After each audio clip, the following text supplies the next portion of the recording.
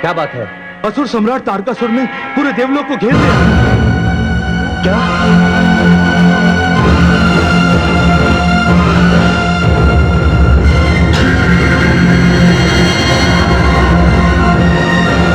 चलिए मेरे साथ। ठहरिए देवराज।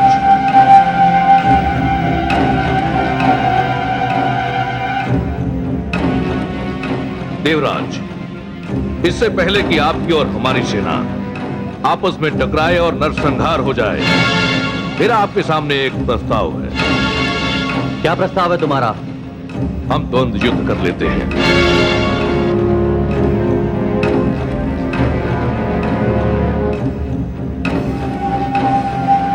कहिए देवराज, आपको मेरा प्रस्ताव स्वीकार है?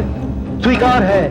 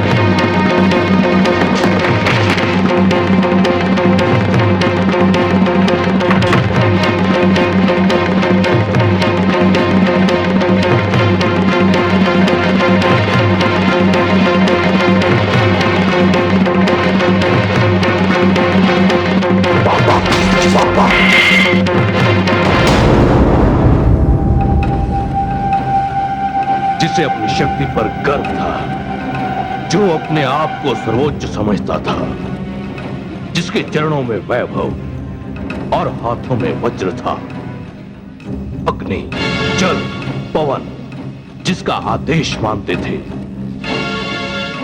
उसकी सारी महिमा और गरिमा आज धूल में मिल गई।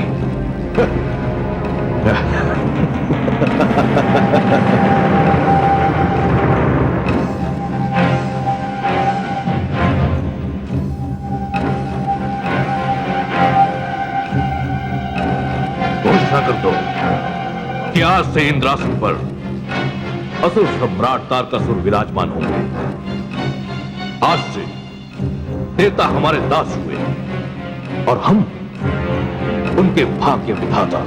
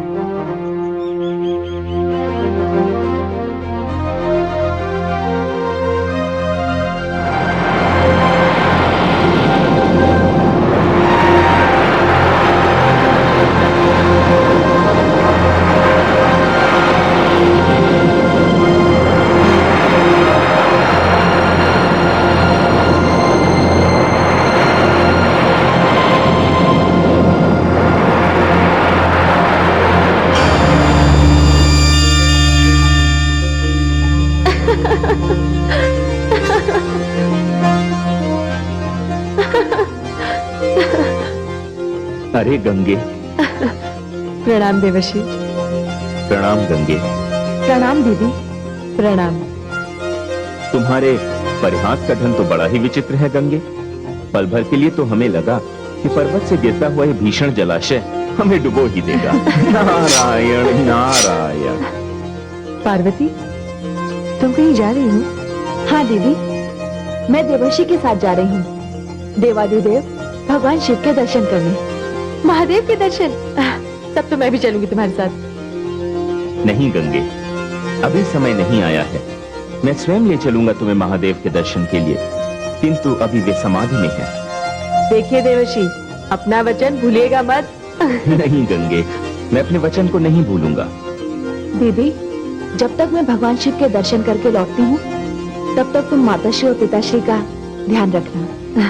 तुम चिंता मत करो पार्वती, निश्चिंत होकर जाओ।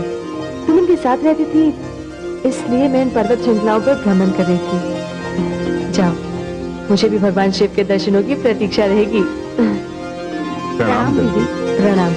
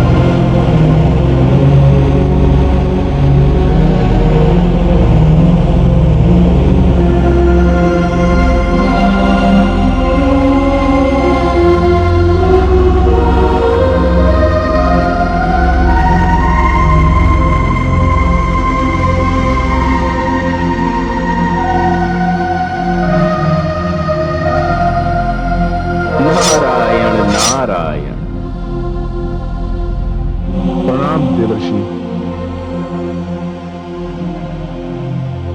प्रणाम देवर्षि।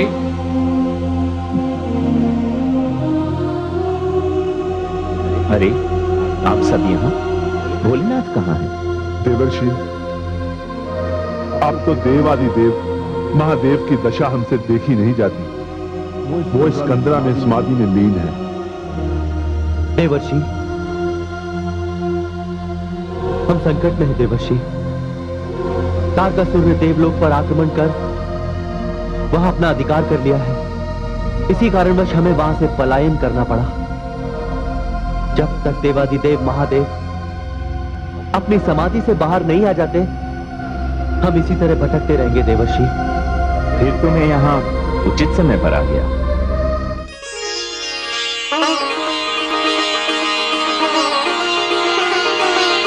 माते, माते,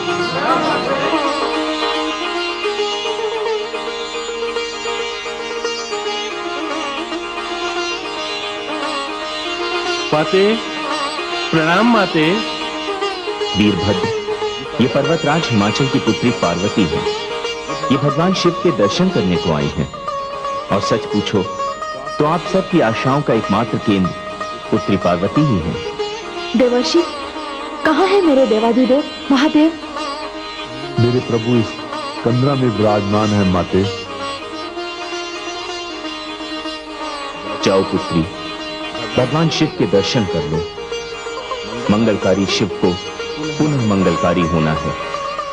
मानव हो या देव, सबकी आस आशुतोष भगवान शंकर पर ही टिकी है।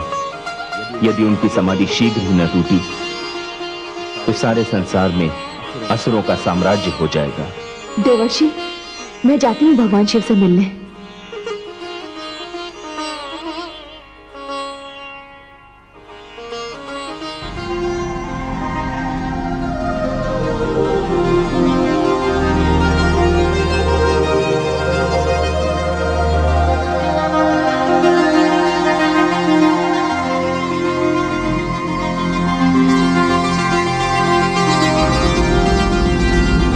नारायण नारायण।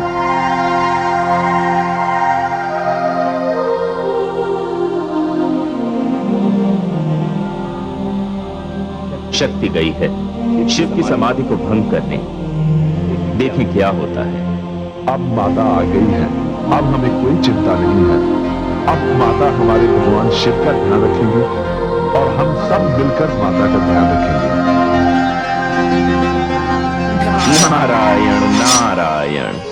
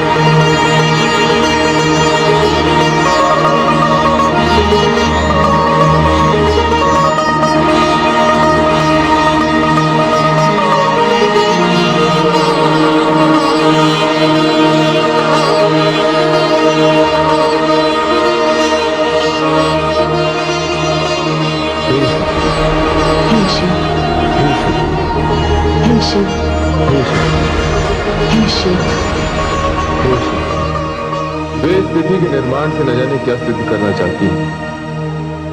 आप हट कर रही हैं कि आपको अपने पिताश्री के घर जाना है।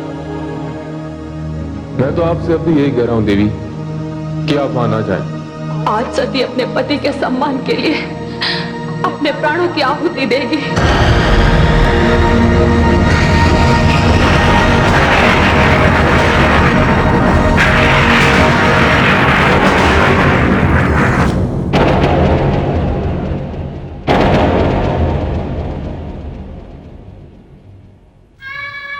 हे स्वामी,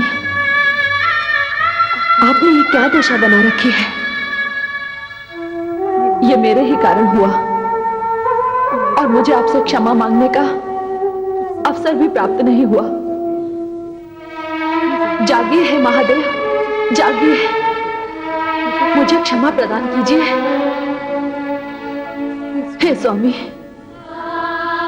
वर्षों के इस विरह को समाप्त कीजिए, इस कड़ी को तोड़िए।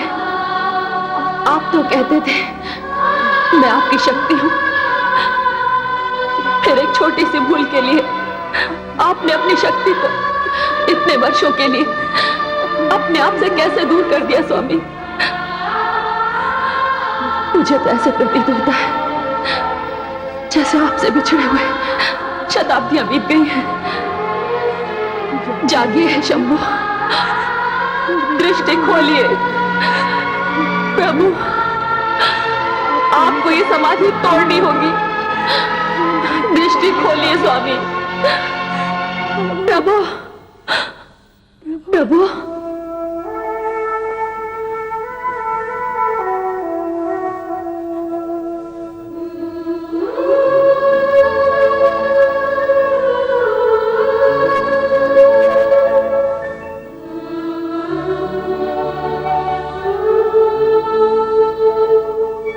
मैं भी देखती हूं आप कैसे नहीं जागते, मेरी करुण पुकार कैसे नहीं सुनते। मेरी वेदना, मेरी आस्था, मेरा सारा अस्तित्व मिलकर आपको अपनी समाधि भंग करने पर विवश कर देंगे। कठिन तपस्या से कठोर पत्थर को भी पिघलाया जा सकता है। आप तो मेरे आराध्य हैं, जन्म जन्मांतर के मेरे स्वामी हैं, मेरे सर्वस्व हैं।